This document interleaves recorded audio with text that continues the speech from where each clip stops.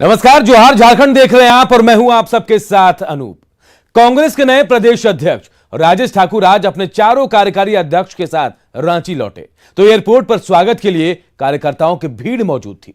ढोल नगाड़े और बैंड बाजे के साथ सबने अपने नेता का स्वागत किया।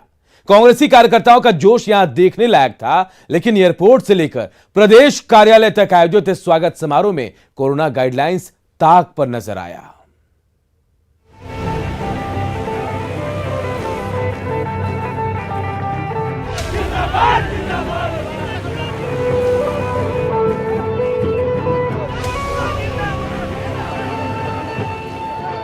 ढोल नगाड़े, हाथों में तख्ती और फूल माला लिए ये भीड़, जिस उत्साह को देखने के लिए कांग्रेस नेताओं की आंखें सालों से तरस रही थी, वह आज रांची के बिरसा मुंडा एयरपोर्ट पर देखने को मिली। दिल्ली से रांची पहुंचने पर नए प्रदेश अध्यक्ष और चारों कार्यकारी अध्यक्ष के स्वागत में कार्यकर्ताओं की भीड़ उमड़ पड़ी।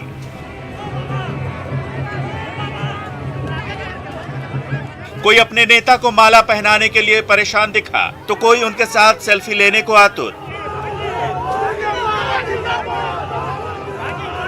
एयरपोर्ट से खुली जीप पर सवार होकर नए अध्यक्ष का काफिला निकला तो कार्यकर्ताओं की भीड़ फूल माला लेकर भागती नजर आई।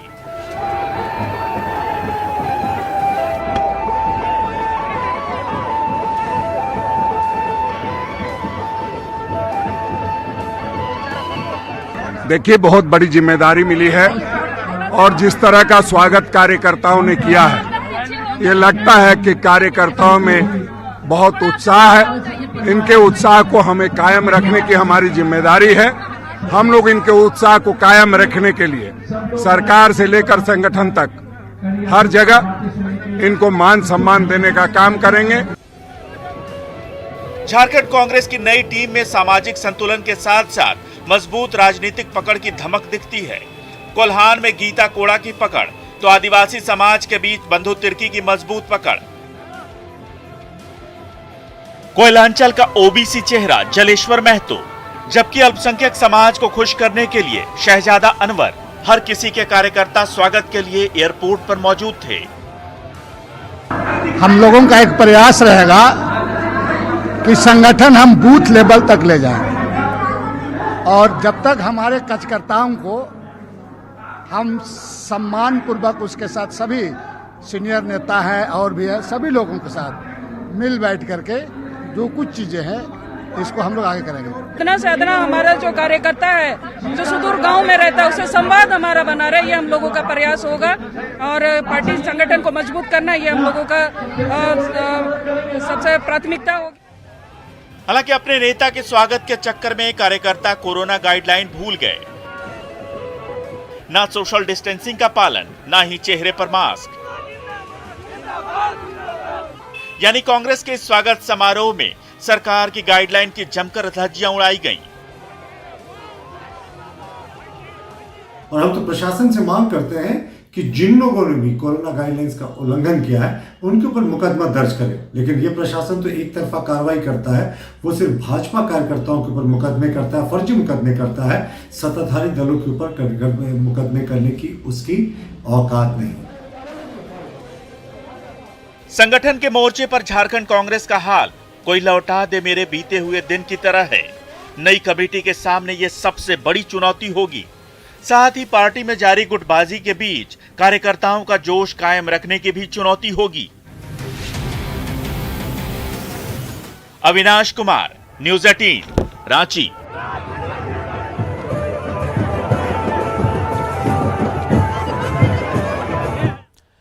बंधु तिर्की को अब तक कांग्रेस विधायक की मान्यता नहीं मिली है, लेकिन पार्टी ने उन्हें कार्यकारी अध्यक्ष बनाया है। इस पर पूर्व प्रदेश अध्यक्ष और वित्त मंत्री रामेश्वर उरांव ने कहा कि दोनों अलग अलग बातें हैं। विधायक की मान्यता देना स्पीकर का अधिकार है, पार्टी ने उन्हें पद दिया है। पार्टी ज्वाइन की है, अब पार्टी का पद मिला है ना, पार्टी का पद मिला है। और विधायक जो है, विधायक दल नेता, वो असेंबली का मामला है, विधानसभा का मामला है, स्पीकर के अधीन। तो कंफ्यूज करते हैं, पढ़े लिखे बहुत हैं जिनका नाम दिएगा, फिर ऐसे क्यों बात करते हैं। अगर बाबूलाल मरांडी को बीजेपी का अध्यक्ष बना दिया जाता तो किसको मतलब है, कौन उसको रोकेगा? दिल्ली में निवेशकों को लुभाने के लिए इन्वेस्टर्स मीट का आयोजन किया गया। उद्योगपतियों से कई तरह के लुभाने वायदे भी किए गए, लेकिन सरकार राज्य में मौजूद कारोबारियों को ज्यादा तवज्जो नहीं दे रही। तुपुदाना इंडस्ट्रियल एरिया की बदहाली से राज्य के कारोबारी नाराज हैं।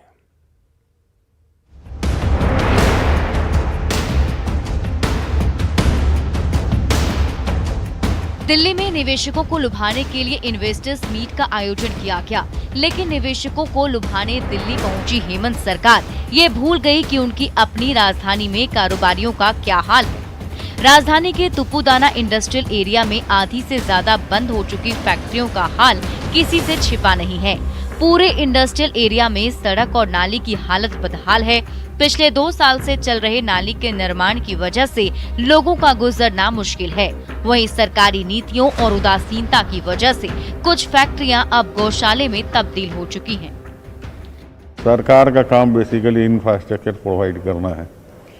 इंफ्रास्ट्रक्चर प्रोवाइड करने में ये बुरी तरह फेल हो रहे हैं, चाहे वो औद्योगिक क्षेत्रों का रखरखाव हो या बिजली की अच्छी सुविधा या ट्रांसपोर्टेशन की अच्छी सुविधा। देखिए, विगत 4 सालों से लगभग ये कार्य चल रहा है। कोई भी इंडस्ट्रियल एरिया में अगर आप मूलभूत सुविधाएं काट देंगे तो व्यापारी काम कैसे करेगा? आपने पूरा नाली कोड़ दिया, सड़क खराब हो गई, न ट्रक आ सकता है न जा सकता है, रोज यहाँ जाम लगता है। आप अगर आपके यहाँ कोई एक इंटरनेशनल बायर आया, क्या आप उनको ये दिखाएंगे? तुपुदाना इंडस्ट्रियल एरिया की बदनीयती यहीं खत्म नहीं होती। इंडस्ट्रियल इलाके में ही एक बड़े अस्पताल का निर्माण कराया जा रहा है, जिसका कारोबारी विरोध कर रहे हैं। पॉल्यूशन कंट्रोल नियम के तहत अस्पताल के 100 मीटर का क्षेत्र लाइसेंस जोन में होता है और ऐसे में अगर नियम का पालन किया गया तो बची खुची फैक्ट्रियों में भी ताला लगते देर नहीं लगेगी। जब सरकार इकोनॉमी इंफ्रास्ट्रक्चर डेवलपमेंट में खर्च करती है तो पैसा मार्केट में रोल करता है, वो रोलिंग बंद हो चुकी है। इसके चलते ही जो है काफ़ी इंडस्ट्री सफ़र कर रही है।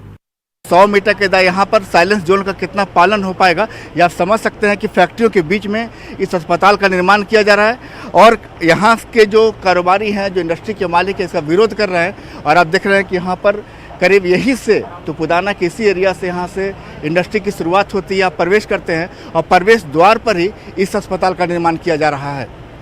कैमरामैन अमित के साथ संजय कुमार सिन्हा, न्यूज़ 18 रांची। गरीबों को पक्का मकान देने के नाम पर सरकार कई योजनाएं चला रही है, लेकिन रांची के जनता फ्लैट में रहने वाले गरीबों की जिंदगी डर के साए में कट रही है। इन्हें सरकार ने भगवान भरोसे छोड़ दिया है।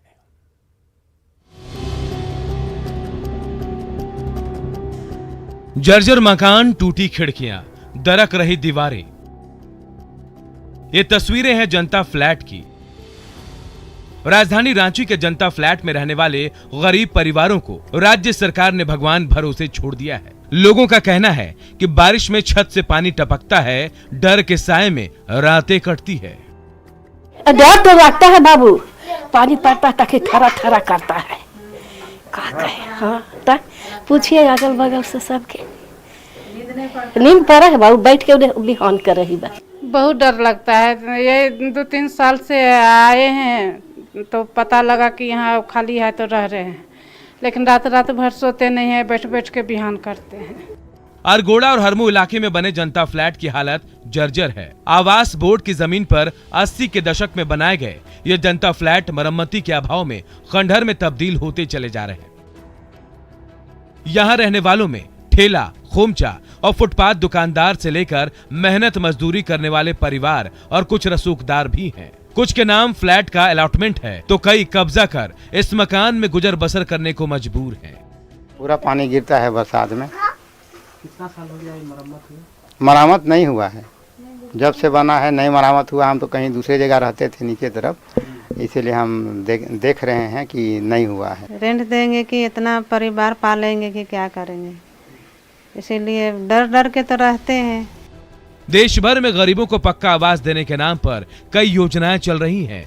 सरकार इसको लेकर कई तरह के दावे भी करती है, लेकिन क्या जनता फ्लैट में रहने वाले इन परिवारों के लिए कोई योजना नहीं है? क्या राज्य सरकार ने ऐसे गरीब परिवारों को जनता फ्लैट में भगवान के भरोसे छोड़ दिया है?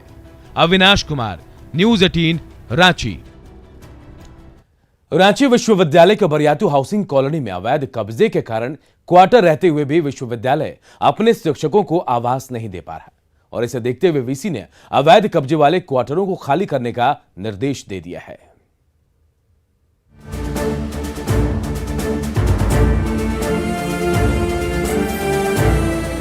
बरियातू हाउसिंग कॉलोनी स्थित रांची विश्वविद्यालय के क्वार्टर पर अवैध कब्जा है, जिसके कारण विश्वविद्यालय को हर महीने लाखों का चूना लग रहा है।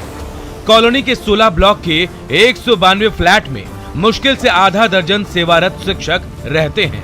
6-7 ब्लॉक इतने जर्जर हो गए हैं कि रहने लायक नहीं हैं। बाकी बचे ब्लॉक पर अवैध कब्जा है, जिसमें रह रहे लोगों का कहना है कि क्वार्टर का रेंट बढ़ाकर लोगों को रहने दिया जाए।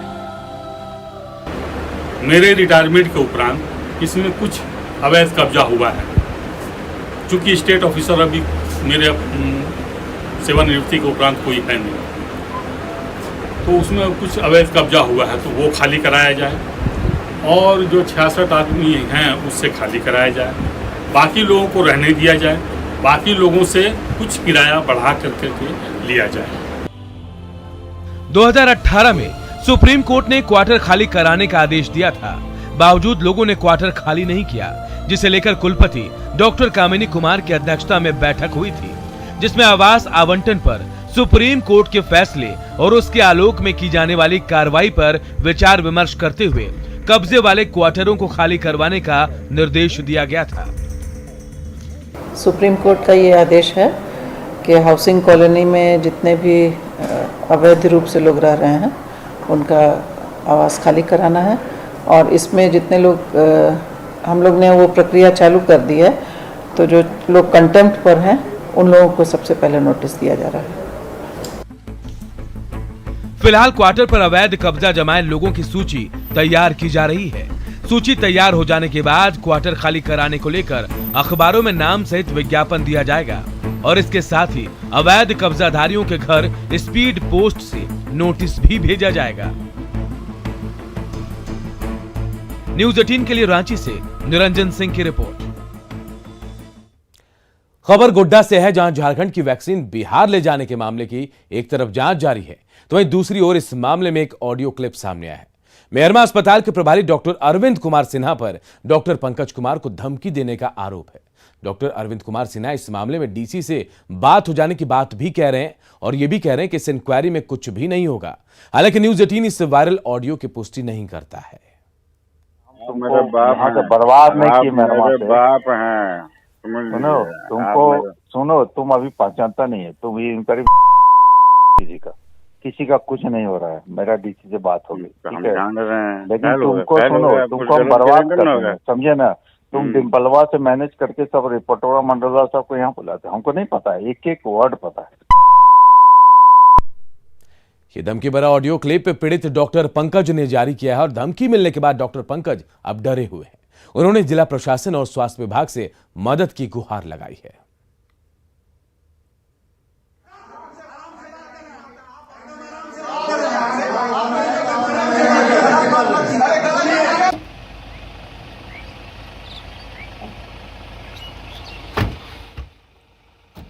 और क्या क्या हुआ अब तक ये भी हम आपको बताते हैं। मेहरमा अस्पताल की वैक्सीन बिहार के कहलगांव पहुंच गई। इसके अलावा जिला प्रशासन ने मामले की जांच भी की। अस्पताल के कई कर्मचारियों से पूछताछ भी की गई और शुरुआती जांच जो है, प्रारंभिक जांच में अनियमितता की बात भी सामने आई। शिवनारायणपुर में 7 अज्ञात लोगों पर एफआईआर भी दर्ज किया गया। हालांकि कहलगांव में भी, भागलपुर के कहलगांव में भी मामले की छानबीन चल रही है।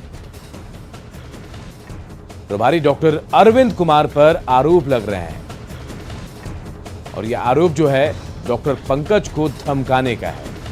डॉक्टर पंकज को बर्बाद करने की धमकी दी गई है और इस धमकी के बाद डॉक्टर पंकज ने अब सुरक्षा की गुहार लगाई है। एक छोटे से ब्रेक के लिए यहां पर रुकते हैं, जल्द लौटेंगे।